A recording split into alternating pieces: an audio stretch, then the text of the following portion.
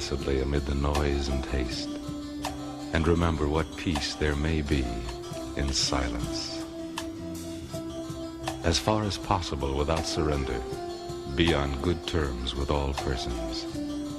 Speak your truth quietly and clearly, and listen to others, even the dull and ignorant. They too have their story. Avoid loud and aggressive persons. They are vexations to the spirit. If you compare yourself with others, you may become vain and bitter, for always there will be greater and lesser persons than yourself. You are a child of the universe, no less than the trees and the stars. You have a right to be here, and whether or not it is clear to you, no doubt the universe is unfolding as it should.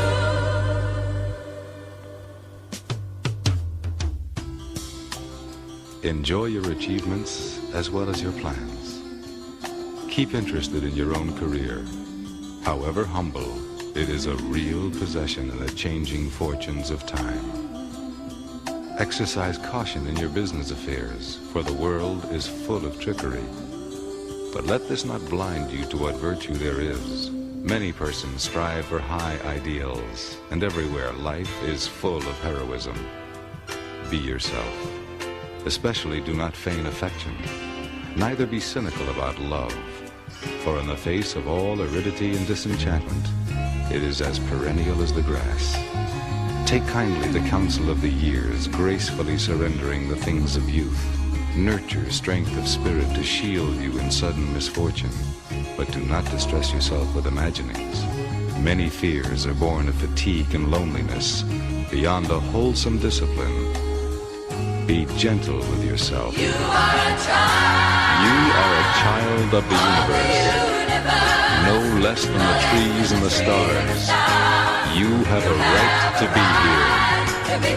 And whether or not it is clear to you, no doubt the universe is unfolding as it should.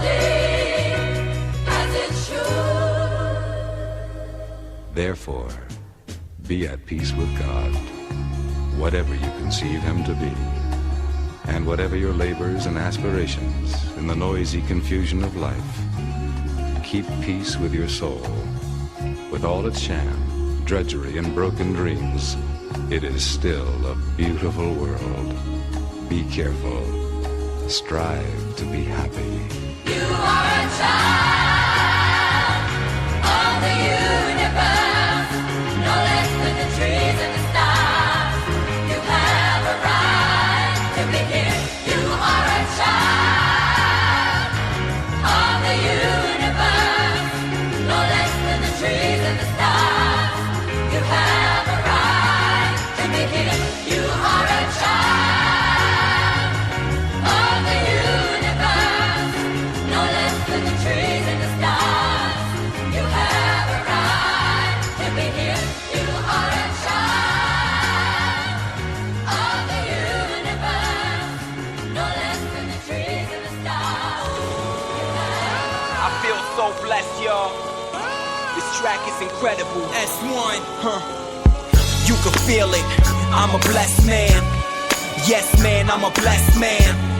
Right now, I'm a blessed man. Yes, man, I'm a blessed man. No question, I'm a blessed man.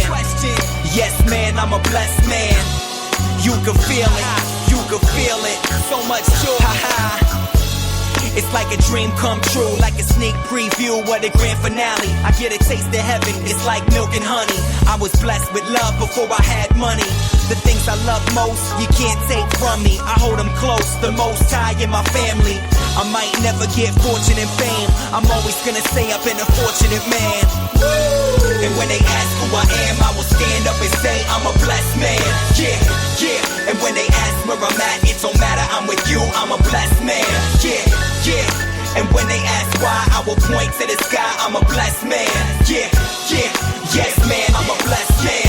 Yeah, yes, man, I'm a blessed man. thinking to myself, I'm a blessed man. You're so beautiful, the words escape me, like the day I watched you give birth to our baby. You illuminate when I'm in a dark place. Bless my heart with a smile on your face. I'ma say it, my wife is hot, so it don't matter how much ice I got. I put a ring on her finger, leave it at that. If it wasn't for her, I wouldn't be where I'm at. If it wasn't for God, maybe we never would've met. But he brought us together, so there's no question we're blessed.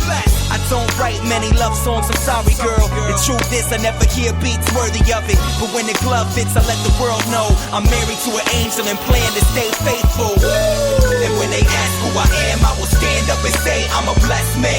Yeah, yeah. And when they ask where I'm at, it don't matter, I'm with you, I'm a blessed man. Yeah, yeah. And when they ask why, I will point to the sky, I'm a blessed man. Yeah, yeah. Yes man, I'm a blessed man. Yeah, yes man, I'm a blessed man. As I sit back reflecting, it's obvious that my life's been protected. I had friends get murdered, I could've been there. Friends committed suicide, I could've went there. Depression, my life could've ended. I could've took a flight on September 11. Life is fragile, we take it for granted. I'm thankful for the life I was handed. Christ stretched out his arms on the cross, offered me freedom at a tremendous cost. I can't accept the gift without repentance. I talk to God with expectancy. He said, ask for anything in the name of my son. If it's my will, then it will be done. I'm not praying for material possessions. Being close to God is the greatest blessing. And when they ask who I am, I will stand up and say I'm a blessed man. Yeah, yeah. And when they ask where I'm at, it don't matter, I'm with you, I'm a blessed man. Yeah, yeah. And when they ask why, I will point to the sky, I'm a blessed man. Yeah, yeah. Yes man, I'm a blessed man. Yeah, yes man, I'm a blessed man. And when they ask who I am, I will stand up and say I'm a blessed man. Yeah, yeah. And when they ask where I'm at, it don't matter, I'm with you, I'm a blessed man. Yeah, yeah. And when they ask why, I will point to the sky, I'm a blessed man. Yeah, yeah. Yes man, I'm a blessed man. Yeah, yes man, I'm a blessed man. I don't got rims on the car, you know. I don't got a lot of jewelry, you know, but I'm blessed with life. I'm blessed knowing God. I'm blessed with family. Yes, man, I'm a blessed man. Leave down black men and dig. Reach up black men and women and pull all nature's knowledge to you. Turn you around and make a conquest of everything, north and south, east and west. And then when you will have wrought will, you will have merited God's blessings. And as you bow down to the white man today, so will other races bow down to you and call you a race of masters because of the superiority of your minds and your achievements. We must canonize our own saints, create our own martyrs, and elevate the positions of fame and honor. Black men and black women who have made a distinct contribution to our racial history. Sojourner Truth is worthy of a place of sainthood alongside of Joan of Arc. Crispus Attucks and George William Gordon are entitled to the halo of martyrdom with no less glory than that of the martyrs of any other race. Africa's produced countless numbers of men and women in war and peace whose luster and bravery outshine that of any other people. Then why not see good and perfection in ourselves? God made man Lord of his creation, gave him possession and ownership of the world. And you have been so darned lazy that you've allowed the other fellow to run away with the whole world, and now he's bluffing you and telling you that the world belongs to him and that you have no part in it. I don't have to apologize to anybody for being black, because God Almighty knew exactly what he was doing when he made me black. Me black. Me black. You race of cowards, you race of imbeciles, you race of good-for-nothings. If you cannot do what other men have done, what other races have done, what other nations have done, then you had better die. Can we do it? We can do it. We can do it. We can do it. And any leadership that teaches you to depend upon another race is a leadership that will enslave you. That will enslave you. That will enslave you. Let me say that again. Any leadership that teaches you to depend upon another race is a leadership that will enslave you. That will enslave you. They gave leadership to our foreparents, and that leadership made them slaves. But we decided to find a leadership of our own to make ourselves free men. Babylon did it. Assyria did it. France under Napoleon did it. Germany under Prince von Bismarck did it. Britain under William Pitt Earl of Chatham did it. America under George Washington did it. Africa with 400 million black people can do it. Because when the history of my suffering is complete, Future generations shall have in their hands the guide by which they shall know the sins of the 20th century. I know and I know you too believe in time, but we shall wait patiently for 200 years if need be to face our enemies through our posterity. After my enemies are satisfied, in life or death I shall come back to serve even as I served before. In life I shall be the same, in death I shall be a terror to the foes of African liberty. Than me to be the real Marcus Garvey I would like to be. If I may come in an earthquake or a cyclone or a plague or pestilence or as God would have me, then be assured that I shall never desert you and make your enemies triumph over you. If I should die in prison in Atlanta, my work shall not only just begin, but I shall live in the physical or the spiritual to see the day of Africa's glory. When I am dead, wrap the mantle of the red, the black and the green around me. For in the new life I shall rise up with God's grace and blessings to lead the millions up the heights of triumph in the colors that you well know. Look for me in the world when there are storm. Look for me all around you. For I shall come back and bring with me countless millions of black slaves who have died in America, who have died in the West Indies, and millions who have died in Africa to aid you in the fight for liberty, freedom, and life. The world today has gone drunk and crazy with its power, and by such to injustice, fraud, and lies have crushed the unfortunate. But if I'm crushed by the system of influence and misdirected power, my cause shall rise again to plague the conscience of the corrupt. For this I'm happy to suffer and even die, for I will write the history for the millions that are coming, and leave the posterity to reckon with the host for the deeds of their fathers. They just laugh at you, return the laughter to them. If they mimic you, return the compliment with equal force. They have no more right to dishonor, disrespect, and disregard your feeling in manhood than you have in dealing with them. Honor them when they honor you, disrespect and disregard them when they vilely treat you. Their arrogance is but skin deep, an assumption that has no foundation in morals or in law. It definitely took a toll on black male-female relationships, especially in the 1960s, because in the 1960s, black men and black women, they were doing what they were supposed to have done for a long time, which was fight together against white supremacy, against racism. And they were doing this with the civil rights movement. So what happened, people had to come in and infiltrate and have a divide and conquer strategy between black men and black women. In 1964, government came in and they pulled black women to the side, and they started to classify black women and women in general as minorities. In 1964, that's the first time they classified women as minorities.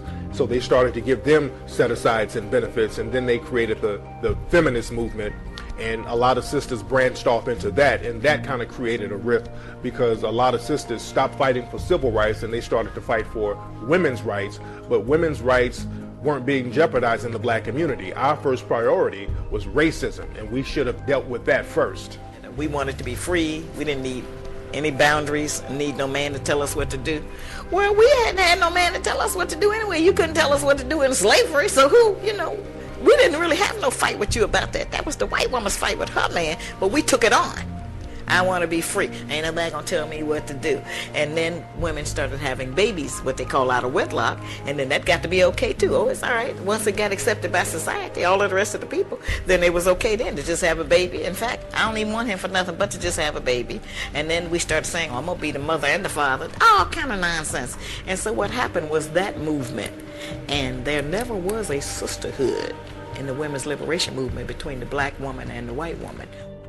Because you have to understand, in the tactic of the art of war, when you want to destroy a stronger enemy, you have to get rid of the cultural perspective of authority.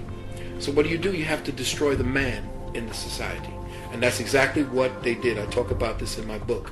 You have to destroy the masculine principle, which is the head of the family. That's part of it. The other part is to get rid of the environment and the ways and means for the head or the authority of that family to become and stay the authority and the head of that family, and that is to be the provider and the protector. Take away his means of providing, take away his means of protecting his family, and he no longer has any rights or any kind of power. So when you have done that, you have now undermined the glue that keeps a family together. Men don't have to be men anymore. So what's the best thing to do? Since you're giving so many favors to women, I might as well be a woman.